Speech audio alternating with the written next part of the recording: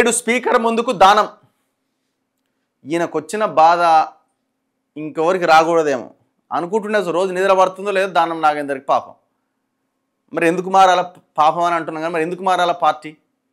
నువ్వు ఆల్రెడీ గెలిస్తే ఒక పార్టీ గుర్తు మీద ఆనే ఉండొచ్చుగా.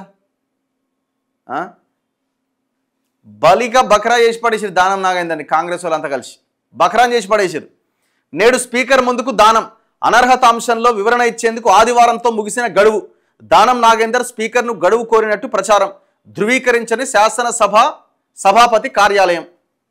ఇప్పుడు యాక్చువల్గా ఏంటంటే ఈయన 2023 ఎలక్షన్లో బీఆర్ఎస్లో ఉన్నాడు, బీఆర్ఎస్ నుంచి పోటీ చేసిండు. అలా చాలామంది ఆశావాహులు ఉండే, బీఆర్ఎస్లో ఎవరికి ఇవ్వకుండా ఈయనకే ఇచ్చారు. మన గోవర్ధన్ రెడ్డి ఉండే, ఇంకెవరో ఉండే, వాళ్ళు ఎవరికి టికెట్ రాలే. టికెట్ పక్కన పెట్టి దానం నాగేందర్కి ఇచ్చారు. గెలిచిండు. మనోడు కొంత ఆ స్లమ్లలో ఆ ఏరియాలో కొంత పట్టున్నది.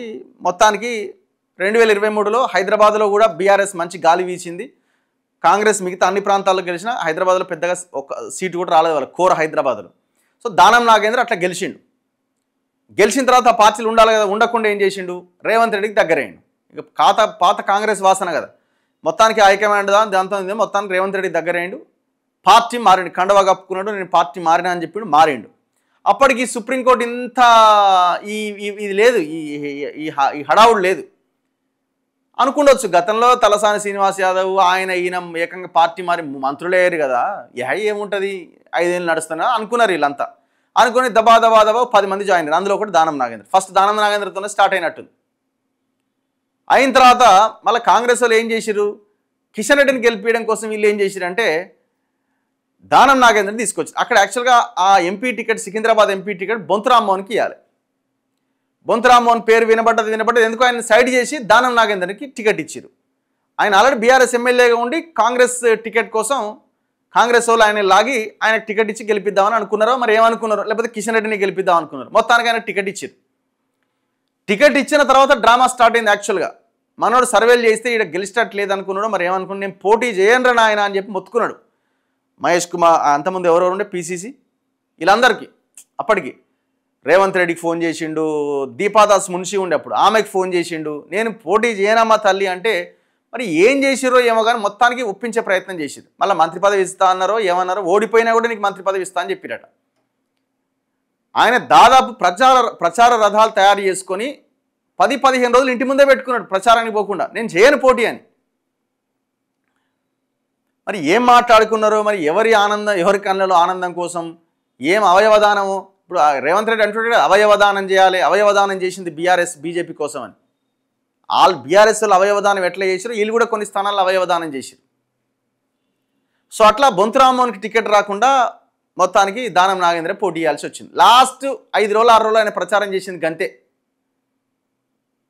కాంగ్రెస్ వాళ్ళకు కూడా గెలవాలని లేకుండే, కిషన్ రెడ్డి గెలవాలని ఉండే, బీఆర్ఎస్ వాళ్ళకు కూడా అదే ఉండే. సో అట్లా మొత్తానికి మనోడు ఈ ఎలక్షన్లు అయిపోయినాయి, ఓడిపోయిన తర్వాత సుప్రీంకోర్టు ఆర్డర్ ఇదంతా చూసినా మనకి ఎటు అర్థం కావట్లేదు. ఇప్పుడు నేను పార్టీ మారలేదందామా, పోటీ చేసే బీఫామ్ మీదనే మొత్తానికి బకరా అయిపోయి కూర్చున్నాడు ఇవాళ. ఈ స్పీకర్ ముందుకు ఇప్పుడు స్పీకర్ని గడువు కోరి, స్పీకర్కే గడువు లేదు కదాడా, స్పీకర్కే సుప్రీంకోర్టు డెడ్ లైన్ పెట్టి ఇంకొక 4 వారాల్లో నువ్వు డిసైడ్ చేయకపోతే బాగుండదని. స్పీకర్కే టైం లేదు ఆయన టైం తీసుకోవడానికి. ఆయన 2 నెలలు టైం అడిగితే ఇంకొక ఎక్స్ట్రా 2 నెలలు టైం అడిగితే 4 వారాల్లోపు నువ్వు డిసైడ్ చేసి చెప్పాలని చెప్పింది. ఆయనకే సమయం లేదు, మీరు పోయి ఆయన సమయం అడిగితే ఎట్లా?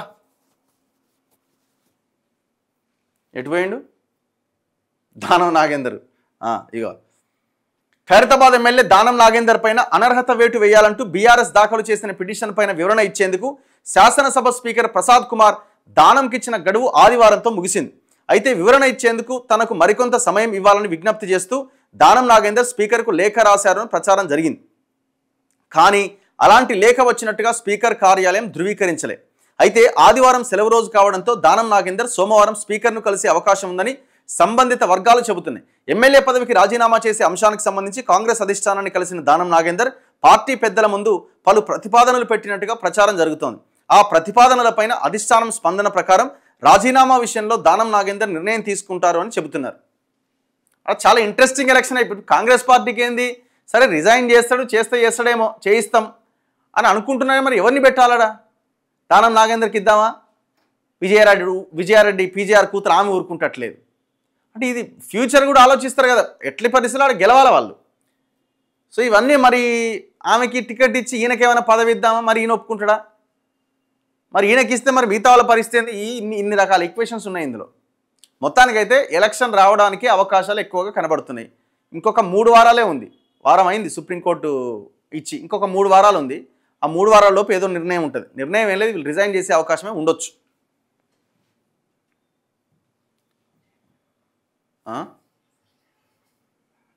దానం ఫోన్ ఎత్తలేడు, 2-3 సార్లు ఫోన్ చేసినా కానీ.